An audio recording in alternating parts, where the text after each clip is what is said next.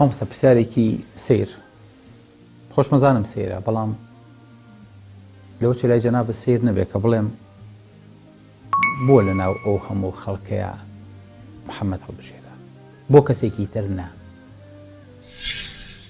بسم الله الرحمن الرحيم الحمد لله والصلاة والسلام على رسول الله وعلى آله وصحبه ومن والاه.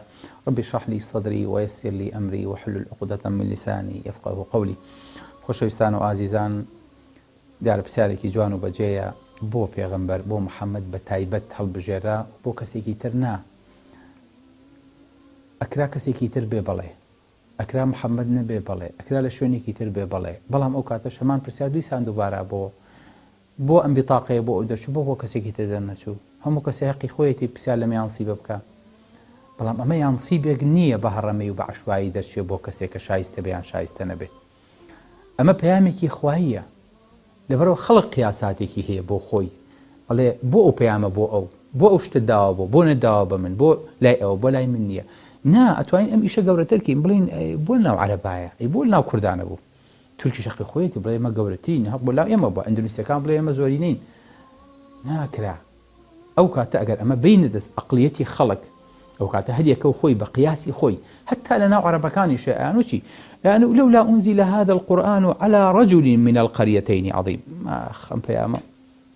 أم بيامة شاكا أم بيامة عظيمة أجا بدرا بدو بياوي عظيم وكو عمري كوري مسعودي ثقفي ياخذ وليدي كوري مغيرة أمي على طائف أو على مكة شكبو دو بياوي ناوداري دولمني شاعري لهاتوي قسزان دو بياوي دركوتوبون هل بخوان دركوتوبون كان أوان تصوري أنا كرت ئەگە پیاوێ دەرکەوتونە بێ ئەم پەیامە ناشێ بۆی، بەڵام ئەگەر ئەم دوو پیاوە دەرکەوتنایە پەیامیان بۆ بەهاتنایە و کاتە موسیبەتێکی دروستە بوو، یعنی کاکەم پیاوانە هەر بخۆیان زەعامەتیان هەبوو، پشتیان هەبوو، داریان هەبوو، خەڵکیان پێ بەڕێوە برد، بۆ خۆیان دەستی شیعر و ئەدەبیات و سەرکردایەتیان هەبوو، حەزێکیان کرد هەنگاوێکی تر قۆناغێک در پێشکەون، دیسانەوە گەڕاینەوە ئەو نوقتە سفرە.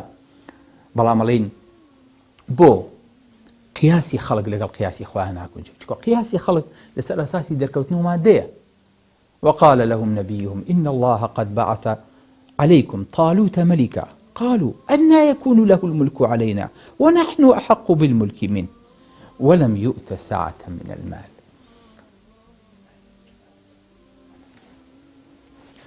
قياسي خلق لسأل أساسي تيا قياسي خلق لسأل أساسي دولمندي وناسين قوة و جسم و دەرکەوتن و ناوبانگ و شەرەف و لەسەر ئەمەیە.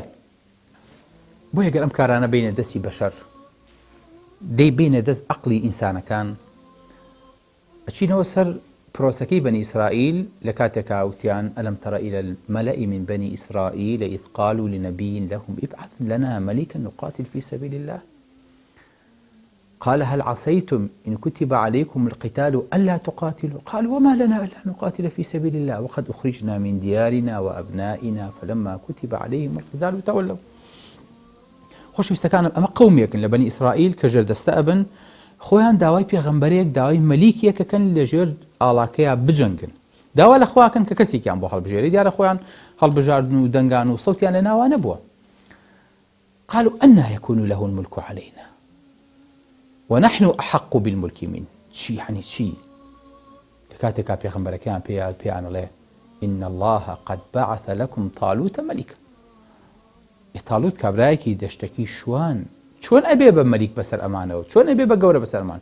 قالوا أنى يكون له الملك علينا ونحن أحق بالملك منه ولم يؤت سعة من المال.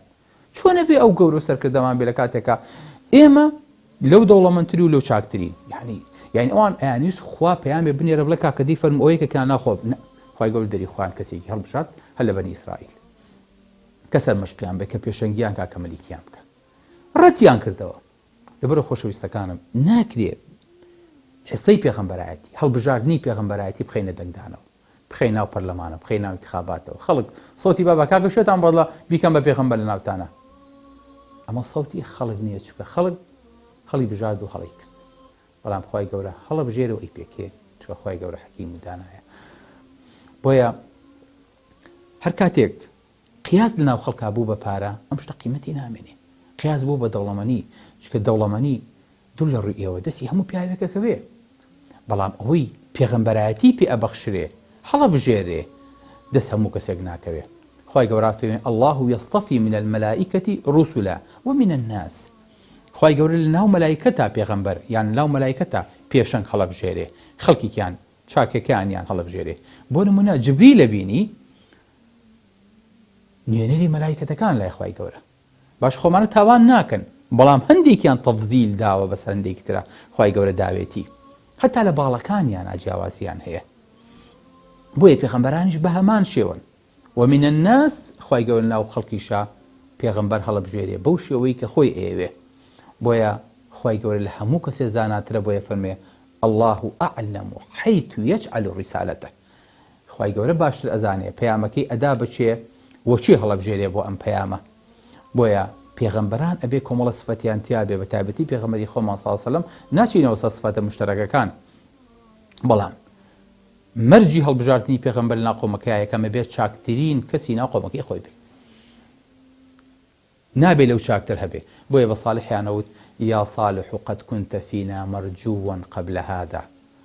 وڵی کاتی خۆی مێدێکی زۆر پێشەوەی کە باسی ئەم پەیام و خوا و دین و تەوحید و شتە بکەی مێدێکی زۆرمان پێ بوو. ڕجالمان وا بوو کە تۆ بی بەشتەر مەشق و بێ بە پیاوێکی گەورە لاومانە. یعنی چی؟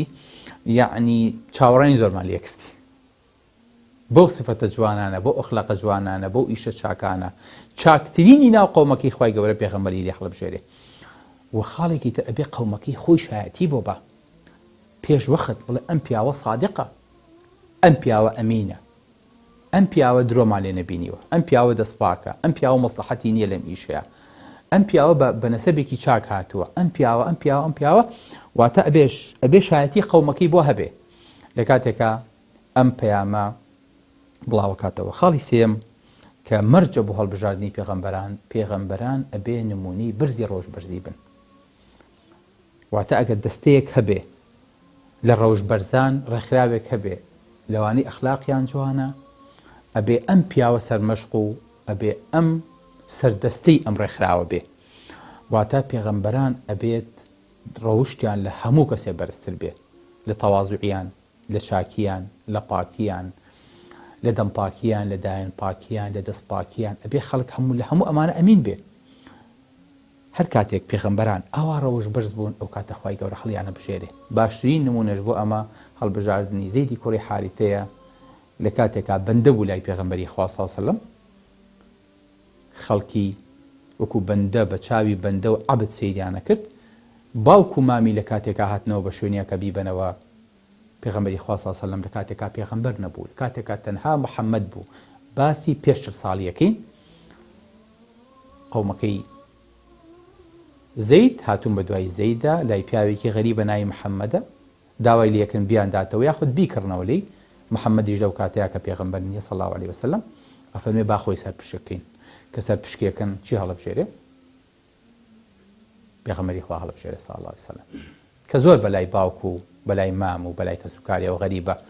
چۆن دایکە تایسە فرمێسکی وشک نەبۆتەوە تۆ لای پیاوێکی غەریب بە عەبدایەتی ئەمێنیتەوە نایتەوە بەلای کەسوکارێکی خۆت ئەڵێ وەڵڵاهی چاکە نەبێ لەم پیاوەم نەبینیوە، ڕەوش بەرزی نەبێ لەم پیاوەم نەبینیوە. کەواتە ئەبێ پێش وەخت خەڵکی ئەم پیاوە هەڵبژێرن سەرمەشقی کەن لە هەموو ڕوویەکەوە. ئەمە ئەبێ شایستەی پێغەمبەرایەتی بێ جا لە خەڵکێکی تر. بەڵێ خۆشەویستەکانم بۆیە پێغەمبەر هەڵبژاردننی پێغەمبەر هەروە هەڕەمەی نییە، بەخسی خەڵک نییە، بە حەزی خەڵک نییە. پێغەمبەری خوا سەڵ سەلەم نمونەی ڕۆژبەرزی بوو، شایەتی قەومەکەی بەدەستەوە بوو و چاکترین و باشترینی مەکە نەبوو، سەدەمی خۆشی نەبوو، چاکترین و باشترینی بەنی ئادەمە لەوەتی ئادەم مناڵی خستۆتەوە و نەوەی خستۆتەوە تا ڕۆژی قیامەت. پێغەمبەری خوا سەڵ سەلەم چاکترینیانە خوای گەورە سەیدڵەکەی کردووە لەو باشتر و چاکتر و ئیماندارترمانتیانە بووە. بۆیە ئەو پیاوەی هەڵبژاردووە کە پێغەمبەری کۆتا زەمان بێ بۆ هەموو بەشەریەت. أقول قولي هذا وأستغفر الله لي ولكم والسلام عليكم ورحمة الله وبركاته.